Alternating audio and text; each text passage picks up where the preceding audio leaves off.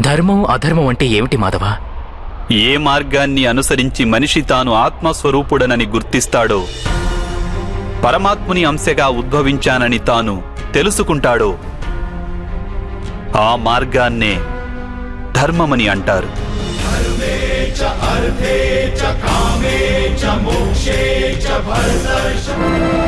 ఏ మనిషైతే ఇది తెలుసుకుంటాడో వాడు ఇతర మనుషులు ప్రాణుల పట్ల నిర్దయ కాఠిన్యం వహించడు. వానికి ఇది తెలుసు, జిహ్వను ఖండిస్తే బాధ కేవలం జిహ్వకే ఉండదు, దాని అనుభూతి శరీరమంతటికీ ఉంటుంది. అదేవిధంగా ఒక మనిషికి బాధ కలిగితే సమస్త లోకము ఆ బాధను అనుభవించి తీరుతుంది. ఈ లోకంలో ఏ ఒక్క మనిషి బాధను అనుభవిస్తున్నా ఈ ప్రపంచంలో ఏ ఒక్కరూ సంపూర్ణ సుఖాన్ని అనుభవించలేరు.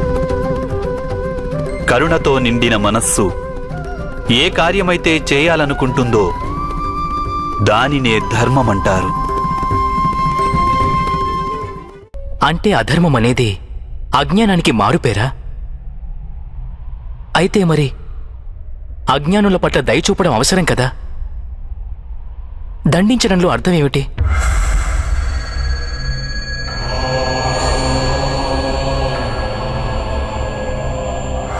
అజ్ఞాని జ్ఞానం విలువను తెలుసుకునేందుకు సిద్ధంగా లేకుంటే, జ్ఞానం వైపు దృష్టి సారించేందుకు సిద్ధంగా లేకుంటే అప్పుడు దండనే దయ అవుతుంది.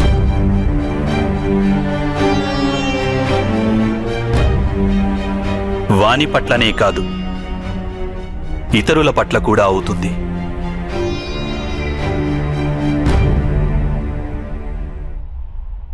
సృష్టిగతి సదా పరమాత్మ వైపే ఉంటుంది, ఇది అనివార్యము.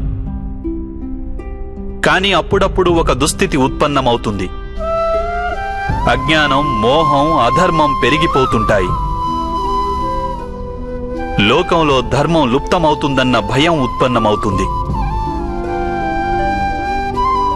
లోకంలో ధర్మం లుప్తమైపోయినప్పుడు కరుణ నశించిపోతుంది, అదేవిధంగా సత్యం కూడా నశించిపోతుంది. రానున్న తరాలకు ధర్మం ప్రాప్తించాలంటే ఈరోజే అధర్మాన్ని నాశనం చేసి ధర్మాన్ని పునఃస్థాపించడం అనివార్యము పార్థ.